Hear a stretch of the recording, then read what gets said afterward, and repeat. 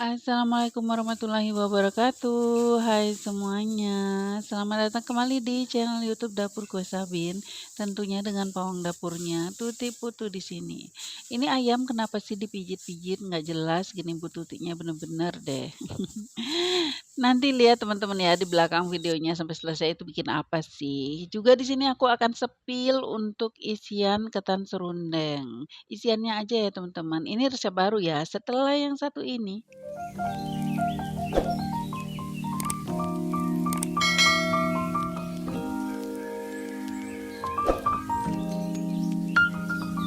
Seperti biasa kegiatan kita mulai di pagi hari, ini sepulang dari pasar teman-teman. Aduh berisik ya, mohon maaf ya teman-teman, ini di pinggir jalan soalnya. Nah ini sepulang di pasar aku sempetin untuk packing cetakan lemper kalian. Nah ada mungkin cetakan lemper kalian di sini ya, di salah satunya.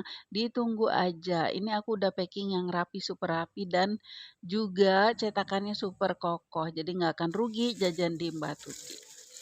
Setelah packing, kita lanjut pindah ke dapur untuk membuat isian ketan serundeng teman-teman. Ini aku bikin stok ya. Dengan resep baru, siapkan HP kalian untuk di screenshot resepnya ya. Nanti ada di description box. Kalian lihat di sana.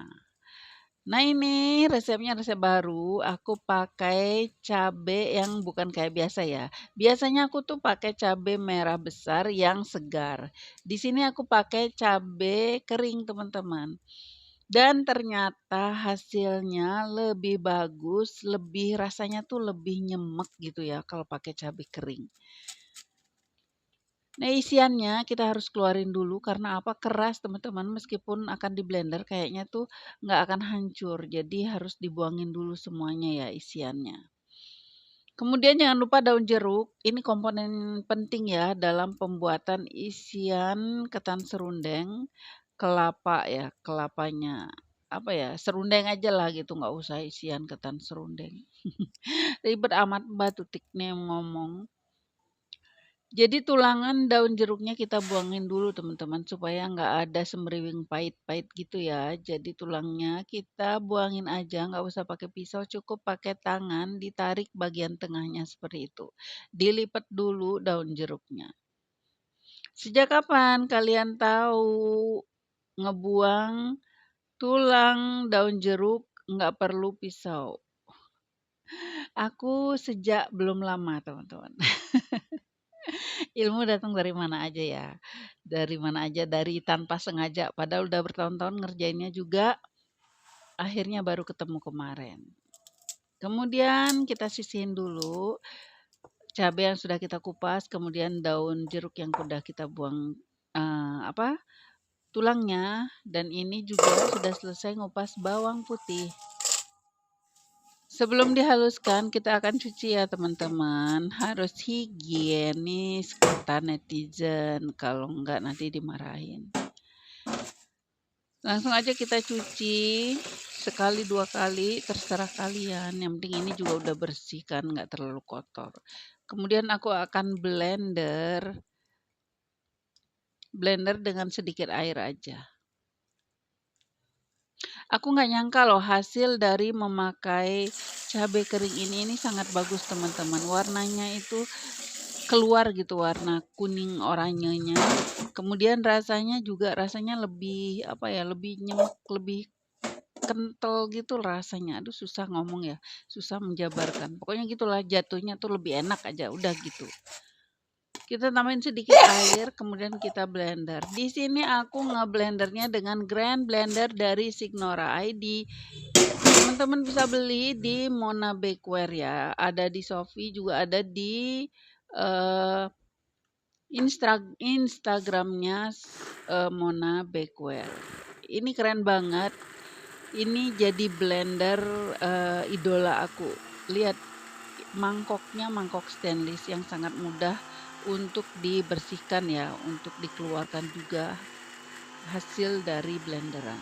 Dan ngeblendernya juga sebentar banget, cukup kadang cuman beberapa detik udah langsung halus aja bumbunya. Nah ini kita udahan, kita kecilkan tombolnya, langsung ke off. teman-teman bisa lihat hasilnya. Cuman beberapa detik ya, sudah halus. Dan sedikit mencuat itu daun jeruknya, biarin aja. Kita langsung aja proses untuk pembuatan serundengnya. Ini nih kita mau campur langsung dengan kelapa ya teman-teman. Nggak perlu ditumis dulu, ini nanti langsung campur dengan kelapanya aja. Di sini aku memakai 2 butir kelapa. Untuk mendapat serundeng yang enak itu teman-teman harus pakai kelapa yang sedang ya. Sedang, semakin muda sebenarnya semakin bagus ya teman-teman, semakin enak gitu. Juga semakin gurih kalau semakin muda ininya, apa, kelapanya. Diparut halus kelapanya, jangan terlalu kasar ya. Kemudian tambahkan bumbu-bumbuan seperti biasa, garam, gula, dan kaldu bubuk. Diaduk sampai dia kering ya teman-teman. Pokoknya aduk terus sampai kering. Nah kalau kayak gini belum, diaduk terus sampai dia ringan teksturnya. Singkat cerita, aku singkat aja, ini udah selesai ya teman-teman. Karena mau akan bikin yang lain lagi. Aduh, hilang konsentrasi denger anak-anak teriak teh, ampun deh. Bentar teman-teman. Lanjut teman-teman, biasa gangguan bocil. Mesti kalau bundanya lagi sulih suara tuh ada aja ributnya. Ini diaduk sampai dia nanti teksturnya kering. Kerasa kok sama teman-teman kalau dia sudah kering itu kerasa. Nanti ringan gitu pokoknya. Ini masih berat, lihat. Kurang lebih itu 1 jam sampai lebih ya. 1 jam lebih gitu untuk membuat serundeng. Maka saran aku, jadi teman-teman nyetok aja, bikin serundeng yang banyak. Ini nih tahan kok sampai sebulan, ditaruh di toples kering ya, kedap udara yang bersih gitu.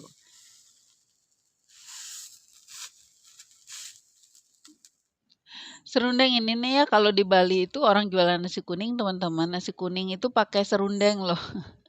Enak banget, bener, coba deh, serius ini mah. Kalau kalian bikin, apa namanya, bikin nasi kuning atau beli nasi kuning, terus kalian punya stok serundeng seperti ini, taburkan dengan di atas nasi kuning, terus silahkan dinikmati. Ini enak banget teman-teman. Nggak usah nasi kuning deh, campur ke nasi biasa aja juga, nasi putih juga sungguh enak ini. Beneran, aku nggak bohong. Maksa, pokoknya Mbak Tuti itu selalu maksa. Setelah dingin, kita pindahin ke toples ya teman-teman. Toplesnya dibersihkan dulu biar jangan ada minyak-minyakan atau kontaminasi dari bahan lain ya. Setelah itu ditutup, udah deh, simpan, bisa untuk stok, untuk bikin kapan aja, dibikin serundeng, dibikin ketan serundeng, dibuat makan juga, silahkan. Lihat teman-teman warnanya kuning oranye alami ya, dengan memakai cabai kering. Nah ini kita pindah ya teman-teman, ini persiapan di malam harinya. Ini aku siapin untuk bumbu mau bikin betutu teman-teman. Ada pesanan betutu 11 ekor ya. Nah ini setelah dari pasar, ini hasil berburuku ya di pasar teman-teman. Bumbu-bumbu untuk membuat betutu kuah. Kali ini aku membuat betutu kuah ya, beda dengan yang di kelas yang biasanya aku bikin betutu khas Gilimanuk yang dikukus. Namanya juga ada makanan Langkah pertama yang aku kepala lakukan kakap. adalah supaya ngurang-ngurangin Ya kan? kerjaan, Kenapa aku kepalanya goreng aja? dulu saja itu side dish-nya ya, pakai kacang tanah goreng. Kalau di Bali itu pakai kacang tanah yang muda, teman-teman. Kacang tanah muda terus digoreng. Tapi karena di sini nggak ada, aku pakai kacang suuk biasa ya. Nah lanjut, ini aku ngerendos, orang Sunda bilang ngerendos, ngulek ketumbar dan lada hitam juga. Juga lanjut juga ini ngulek sedikit, nanti juga dicoper ya teman-teman, cuman aku ulek dikit ya supaya lebih halus. Ini kemiri yang sudah disangrai ya dengan terasi. Jadi bumbu untuk betutu itu super duper komplit. Kalau orang Bali itu pakai bilangnya, pakai base genep atau base gede itu sama aja ya.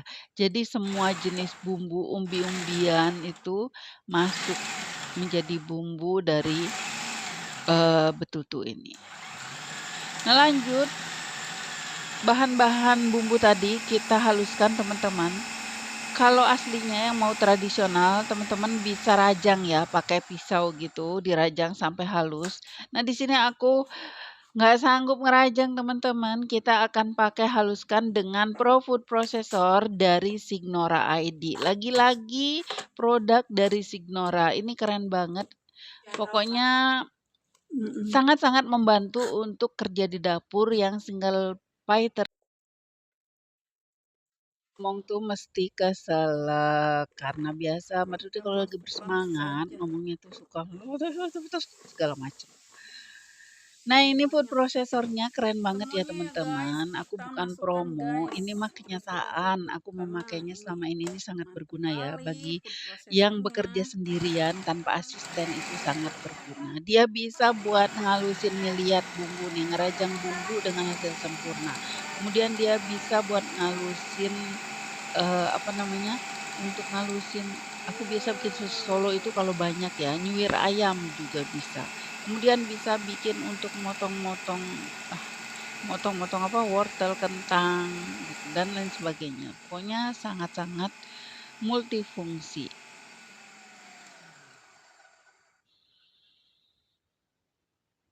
Ini udah jadi, lihat sebanyak ini teman-teman bumbu untuk membuat 13 ekor ayam betutu.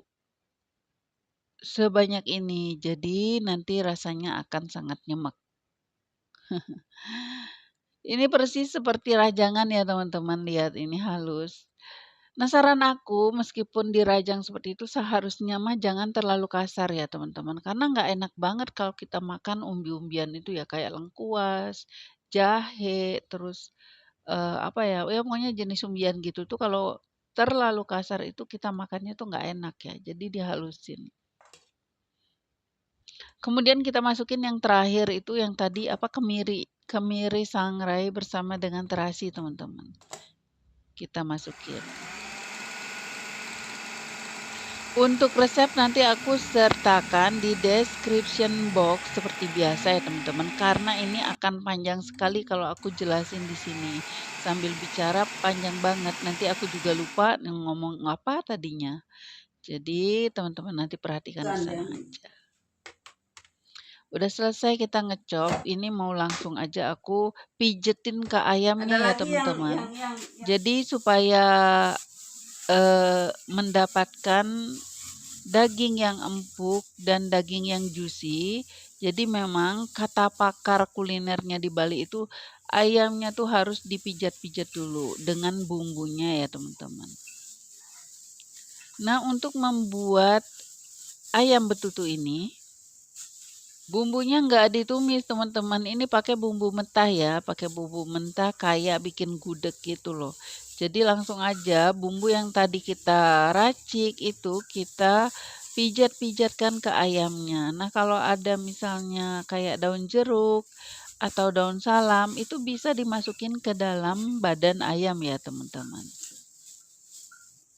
Seperti ini, bagian dalamnya, bagian kulitnya juga harus dikasih bumbu, harus kebagian semua bumbu.